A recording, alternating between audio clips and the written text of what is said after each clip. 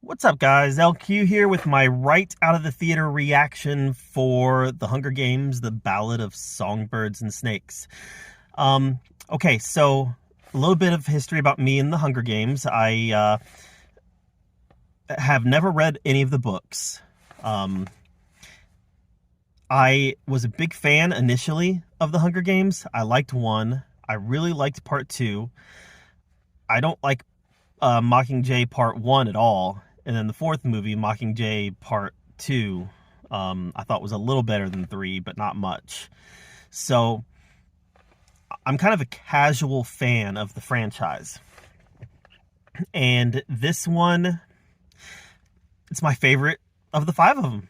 It is. It is my favorite of the five of them. I thought that this was a very well-told, well-structured, post-apocalyptic story that happens to take place in the Hunger Games universe. So this is a movie broken into 3 parts that is about President Snow and in his younger years and how he it's like his Anakin Skywalker story. It's how he goes from good to the President Snow that we know in the original Hunger Game movies. And I think a lot of people are going to go into this expecting this to be a movie that is driven by the heroine.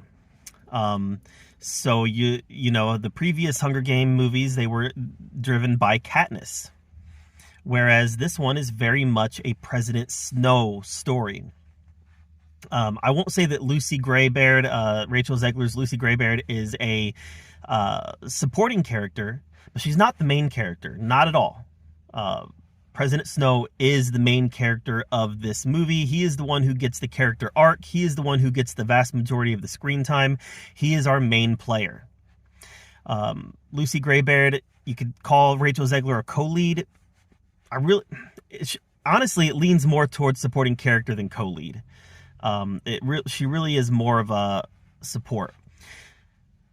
First of all, the guy that plays Snow, Blythe, I think his last name is, phenomenal. He did a phenomenal job in this movie.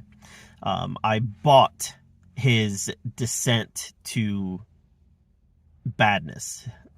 I completely bought it. Whereas, I made the Anakin comparison. The Anakin comparison, I like episode 3, but it was always jarring. Like, you don't really know how he got there. You get this. You know how Snow gets there. You know how he gets from being a rather compassionate person to being a person whose morals are compromised.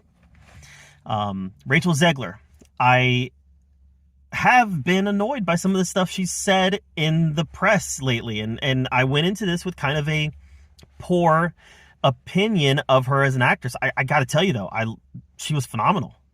I'm now a fan of Rachel Zegler. I really am. I thought she was great in this movie. Emoted very well, very good singer, great actress. Like, I've never seen her. I mean, I saw West Side Story, but I didn't really care for West Side Story. So this was my first real exposure to her as an actress, and I thought she did great. Like I said, I'm a fan now. So, I have to separate some things that she said that's annoyed me and really understand that from an art perspective, an acting perspective, she's great. So yeah, I'm definitely a fan of hers now. Viola Davis, oh my gosh, stole the show every scene she was in. You really kind of bought her as a mad scientist. Peter Dinklage,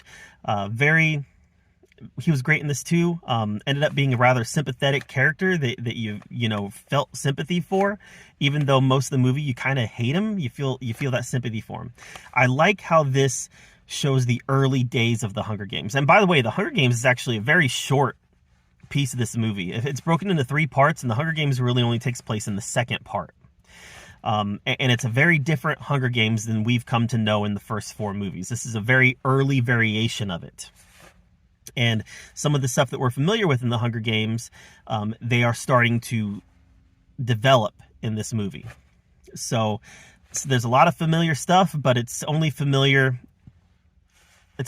because we've seen the original 4, right? It's familiar because it's the early stages of what's familiar. Guys, this is a good movie. This is a good movie. This is one of my, like I said, this is my favorite of the Hunger Games movies. So I will be rewatching this when it comes out on streaming, and I look forward to sitting down and really diving into this universe again. It planted the seeds of what's to come with Katniss. There was a couple references that, may or may not needed to be there. Some of them, they even dropped the name Katniss a couple times, and I didn't think that needed to be there. But it definitely did a good job of planting the seeds for what was to come later. So yeah, good movie, guys. I'm on board with it. So let me know in the comments below what you thought of Hunger Games: The Ballad of Songbirds and Snakes, because I thought it was pretty darn good. All right, guys, thanks for joining me.